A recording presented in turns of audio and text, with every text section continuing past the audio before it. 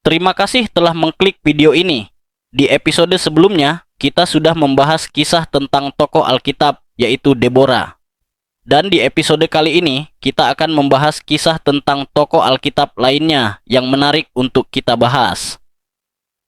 Siapakah dia? Tetapi sebelum itu, jangan lupa untuk subscribe channel ini supaya bisa lebih berkembang lagi ke depannya, dan nyalakan loncengnya agar kalian tidak ketinggalan video terbaru dari kami.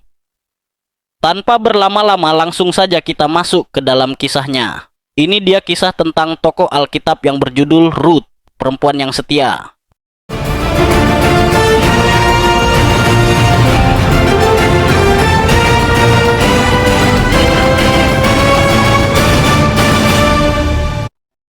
Pada kesempatan kali ini, kita akan belajar dari kisah seorang wanita yang luar biasa dalam Alkitab, yaitu Ruth. Kisahnya tercatat dalam kitab Ruth dan penuh dengan pelajaran tentang kesetiaan, iman, dan penyertaan Tuhan. Walaupun Ruth berasal dari bangsa lain, Tuhan memilih untuk menjadikannya bagian penting dalam sejarah keselamatan.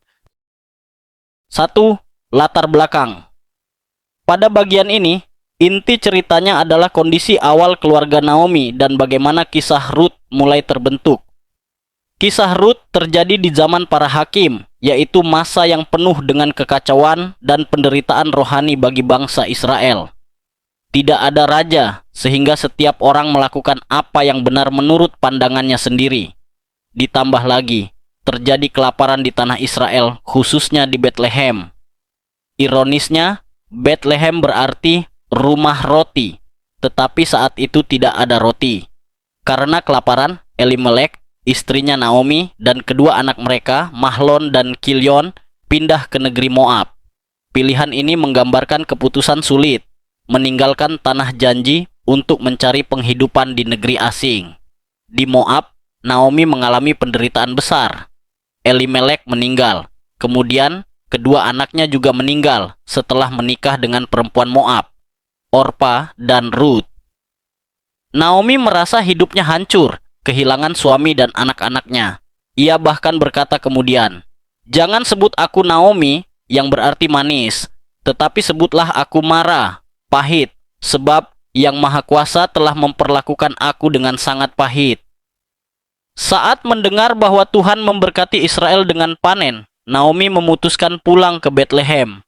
Ia mendorong kedua menantunya untuk kembali ke rumah orang tua mereka, karena merasa tidak bisa memberi mereka masa depan. Disinilah muncul momen penting. Orpa memilih pulang, tetapi Ruth dengan tegas berkata akan ikut bersama Naomi. Ucapannya bukan sekadar kesetiaan keluarga, tetapi juga pernyataan iman. "Allahmu adalah Allahku." Keputusan ini menunjukkan bahwa Ruth rela meninggalkan bangsa, keluarga, bahkan dewa-dewa Moab untuk ikut kepada Allah Israel. Jadi, bagian 1 menekankan awal penderitaan Naomi, sekaligus kesetiaan dan iman Ruth yang menjadi dasar dari keseluruhan kisah. Ruth di Bethlehem. Naomi dan Ruth akhirnya tiba di Bethlehem. Kedatangan mereka menarik perhatian orang-orang di kota, karena Naomi dulu pergi dengan keluarga, tetapi kini pulang hanya bersama menantunya yang orang asing. Naomi merasa sedih, dan ia bahkan berkata, "Aku pulang dengan tangan kosong." Tetapi sesungguhnya, ia tidak benar-benar kosong karena Ruth menemaninya. Hidup mereka di Bethlehem tidak mudah. Mereka berdua adalah perempuan tanpa suami, dan itu berarti mereka sangat rentan dan miskin. Untuk menghidupi mereka, Ruth mengambil inisiatif. Ia pergi memungut bulir-bulir jelai yang tertinggal di ladang.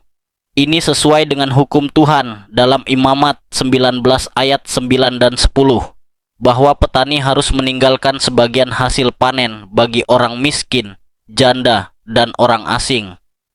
Tanpa disadari, ladang tempat Ruth memungut jelai adalah milik Boas, seorang kerabat dari keluarga Elimelek.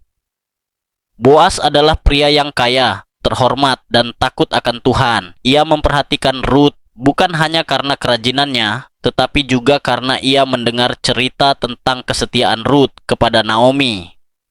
Boas memperlakukan Ruth dengan baik. Ia melarang pekerjanya mengganggu Ruth, mengizinkan Rut minum dari air yang tersedia, bahkan menyuruh agar bulir-bulir lebih banyak sengaja dibiarkan agar Rut bisa mendapat lebih banyak. Dari sini terlihat bahwa Tuhan tidak pernah meninggalkan Naomi dan Rut. Apa yang tampak seperti kebetulan Rut pergi ke ladang Boas sebenarnya adalah penyertaan dan rencana Tuhan. Kesetiaan Rut yang sederhana membuka jalan menuju berkat yang lebih besar. Jadi, bagian 2 ini menekankan bahwa meskipun keadaan tampak pahit dan sulit, Tuhan tetap bekerja di balik layar. Melalui ketaatan kecil Rut, Tuhan mulai mempersiapkan sesuatu yang luar biasa bagi mereka. 3. Pertemuan Rut dengan Boas.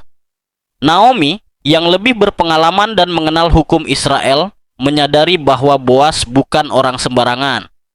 Ia adalah kerabat penebus, Goel, yaitu seorang yang berhak menebus tanah keluarga yang hilang dan juga bisa menikahi janda untuk meneruskan garis keturunan keluarga. Melihat kebaikan Boas kepada Rut, Naomi menasihati Rut untuk mendekat dengan cara yang sopan sesuai adat istiadat Israel. Rut dengan rendah hati mengikuti arahan Naomi. Pada malam hari setelah panen, ia datang ke tempat Boas tidur di tempat pengirikan dan berbaring di kakinya. Ini bukan tindakan yang tidak senonoh, tetapi sebuah simbol permintaan. Rut dengan rendah hati meminta Boas untuk menaungi dirinya sebagai penebus. Rut berkata, "Kembangkanlah sayapmu meliputi hambamu ini, sebab engkau seorang yang berhak menebus kami." Boas sangat terkesan. Ia melihat bukan hanya kecantikan Rut, tetapi juga karakternya, setia, rendah hati, dan menghormati hukum Allah. Boas memuji Rut karena memilih mencari perlindungan dalam rencana Allah, bukan sekadar mencari pria muda demi keuntungan pribadi. Boas ingin segera menebus Rut, tetapi menurut hukum, ada seorang kerabat yang lebih dekat dari dirinya. Ia berjanji akan menyelesaikan hal ini secara benar. Jika kerabat itu bersedia menebus, maka biarlah ia melakukannya.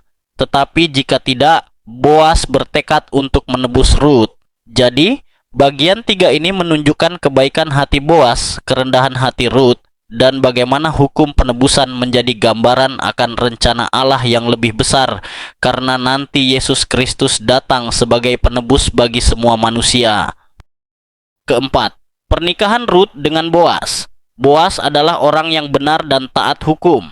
Ia tidak langsung mengambil Rut, tetapi terlebih dahulu menyelesaikan aturan hukum Israel. Di gerbang kota, tempat biasa orang Israel bermusyawarah, Boas memanggil kerabat yang lebih dekat dari Elimelek. Ia menanyakan apakah orang itu mau menebus tanah Naomi sekaligus menikahi Rut. Awalnya kerabat itu ingin menebus tanah, tetapi setelah mendengar bahwa ia juga harus menikahi Rut, ia menolak karena takut merugikan keluarganya sendiri.